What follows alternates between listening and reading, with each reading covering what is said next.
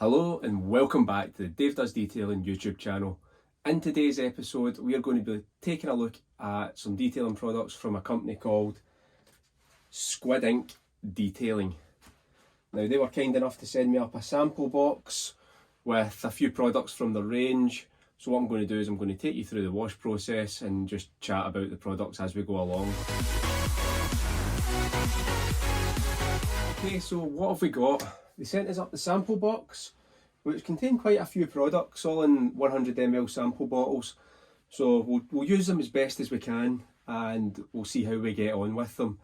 What comes in the box? You've got a citrus pre-wash, a snow foam, an HD gloss shampoo, some tar and glue remover, some fallout remover. What else have we got? We've got some tyre and trim dressing. We've got their quick detailer, and they've sent us up 2 waxes to go along with that. So first thing that I like to do in the wash process, put down my citrus pre-wash. So the citrus pre-wash, they say on the website, is a highly concentrated pre-wash used to remove traffic film, flies, oil and general dirt.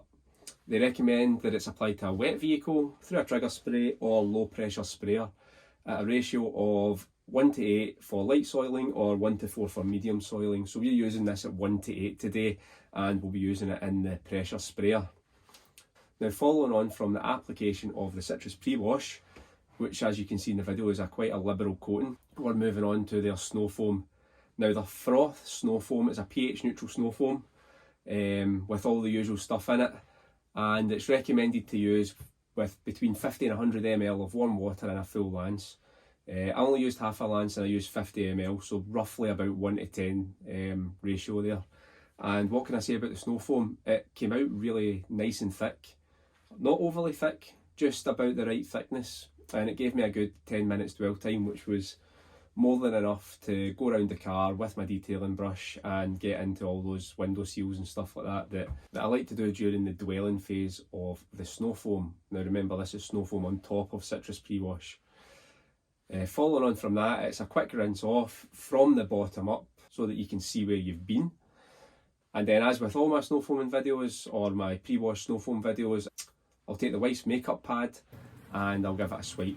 Done 3 different swipes in 3 different areas just to show how well this has actually worked. So the combination of the citrus pre-wash and the snow foam took off a heck of a lot of dirt. So yeah, pretty impressive with that. Next up is their HD gloss shampoo. Now, I'm not a big fan of gloss shampoos, I just prefer a pure shampoo, but again, that's personal preference to me, but we'll see how we get on with the gloss shampoo.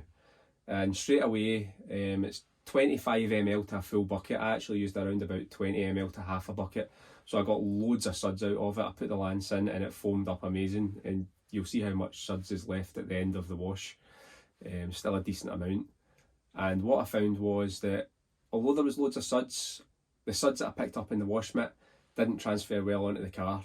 But I've also found that with other gloss shampoos that I've used. I don't know if that's just a feature of gloss enhancing shampoos.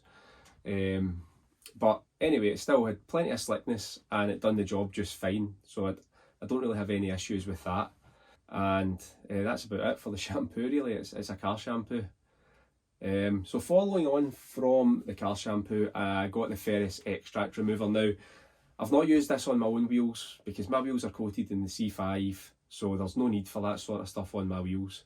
What I've done is I've jumped on over to the wife's car.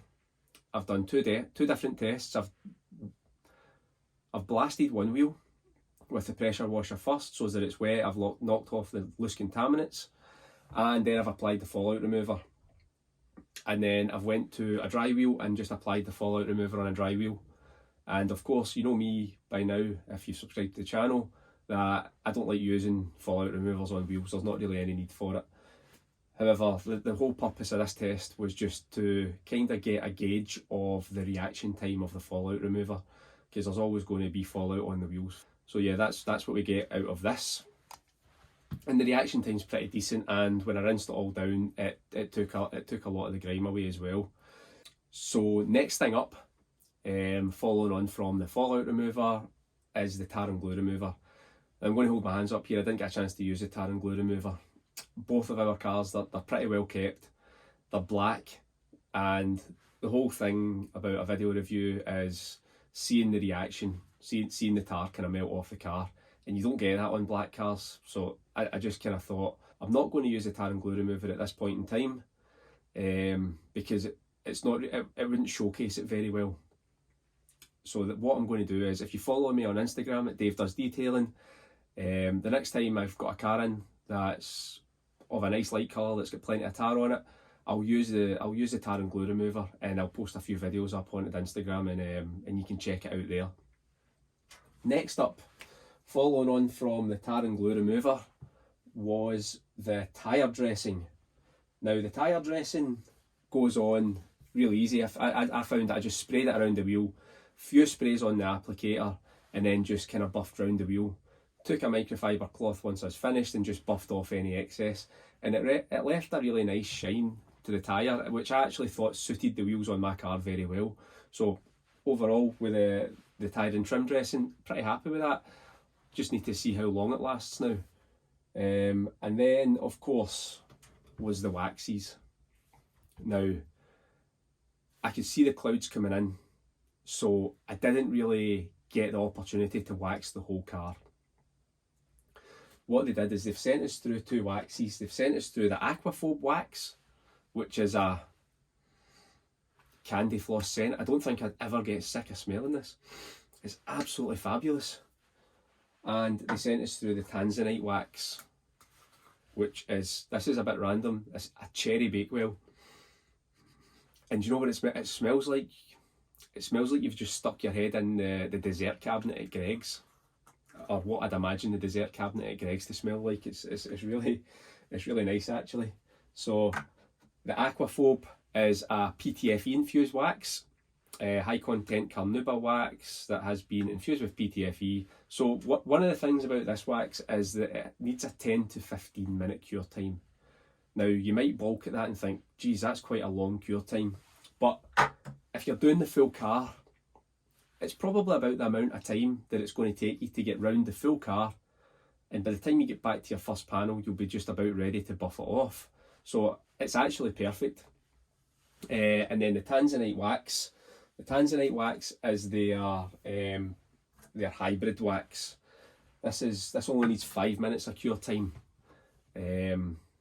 So what I've done is split the bonnet into two. I've applied the Aquaphobe on the passenger side and the Tanzanite on the driver's side. Now, the Tanzanite, when it came to buffing off, I found was not grabby, but it took a little bit of effort, which you've got to kind of expect from a hybrid wax like that. And the Tanzanite, sorry, not the Tanzanite, just spoke about the Tanzanite, the Aquaphobe wax, that was an absolute dream. And I'll tell you something, one thing that this reminded me of was just how much I love using a car wax. Now I've been, over the last, maybe since March, I've been using detailing sprays, and that's mainly because I've been testing a lot of detailing sprays. I've not really had the opportunity to wax a car, and it actually just brought back that feeling of satisfaction once you've buffed off that final panel. And honestly, it really has made me realise just how much I enjoy waxing a car over using a detailing spray. And again, that's just personal preference to me. What I then done was ran in the house, because it did start to rain, and when it stopped raining very briefly, I came back out, and what you can see here, this is the beads that are left. This is the water that's left on the car from the rain. So you can see the Tanzanite side, the water is all still sitting there in nice kind of beads, and on the Aquaphobe side it's already started to roll off. So that would indicate to me that the Aquaphobe side the Aquaphobe wax is a bit more hydrophobic than the Tanzanite wax. But as you can see here from this kind of simulated rainfall test that I've done, both waxes get rid of the water off the panel really, really quickly. Which leads me on perfectly to the detailing spray. Now the detailing spray, I made a bit of a mistake with this because I only tried it out on the boot lid, because I didn't have any protection on that particular area, as you can see by the water behaviour as I'm spraying it. And it was quite a flat surface, so you get a good idea of what it beads up like and stuff like that. Now, I applied far too much of this stuff to the panel, which made it a bit of a pain to remove. It took a little bit longer than what I would normally expect from a detailing spray, but I totally hold my hands up. That was my fault on that one. I think next time I use it, 1 or 2 spritz, not 3, 4, 5, I think. I totally went OTT on that one. So one thing that I realised when I was actually editing the video was that I didn't really give it a fair reflection in terms of the QD. So what I did was I went back outside and I dried off a panel and just applied it. I applied it lightly and it spread and buffed off really easy, a lot easier than what it was the first time I applied it. What I would say is that this is definitely a product where less is more, and don't over apply this product. But again, as you can see from the water behaviour after, it sheets the water off quite nicely, and with the kind of simulated misty rainfall, it beads up the water quite nicely. So again, that's another win on my part.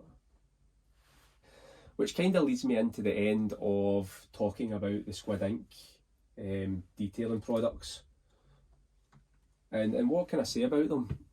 I actually really enjoyed using them.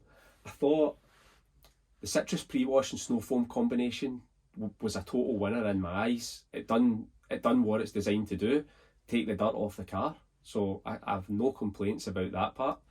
The gloss shampoo is not for me, but I actually got in contact with the team down at Squid Ink and I let them know my thoughts on the gloss shampoo, just saying how I'm not really a fan in general of gloss shampoos, to which, with great enjoyment, they told me that they're actually in the process of developing a pure shampoo, so that's one to look out for in the future. So a big thumbs up for that one, for getting a pure shampoo done as well. And then one of the things, I really enjoyed using the waxes. I thought the waxes were excellent, especially the Aquaphobe, the PTFE wax. That was so nice to put on, it was so nice to take off, and it smells absolutely class. So I think when it comes to summertime, that could possibly be one of my waxes of choice this year. Definitely on at least a few of the cars that I get to do. And also something that actually brought me even more joy in terms of the waxes was when I was speaking to the team at Squid Ink, they said that their wax is made by local wax making enthusiasts. I think that is absolutely fantastic, keeping it in the community, and you're getting people who are passionate about a product making it. They do it in, apparently they do it in their own little labs at home, Breaking Bad style, except for waxes. So that yeah, I'm kind of done with that. I don't think I could say any more about the products, apart from everything I enjoyed using, apart from the shampoo. But that's been addressed with the team at Squid Ink. So definitely check out their website. I'll link it down below. Give them a follow on Instagram, have a look and see what they're up to. And if you are interested in using their products or trying out their products, everything that they do is available in sample sizes. They do a sample box as well. They're not expensive. They're a couple of pounds per sample. So I would always recommend using a sample or buying a sample before you actually use it. You get to know if you're going to enjoy using the product or not, and it's going to make your life a lot easier in the long run. You know, if you think, oh, I like that product, I like the sample of that product, I'm going to go and buy the 500 ml of it. I didn't like the sample of that product, so I'm going to try a sample of something else. You know, just kind of to look at it in that perspective. So I know I'm rambling on here, guys. I'm going to wrap it up. So if you've made it to the end of the video, please do hit that like button, hit that subscribe button, hit that bell notification. Do everything that you can. Everything is helping me out. It's helping me to grow, and I really appreciate the support that everybody gives me. Everybody's been fantastic so far, and I just want the channel to keep on growing and keep on making half decent content for everybody out there. So thank you again, stay safe, and I'll see you on the next one.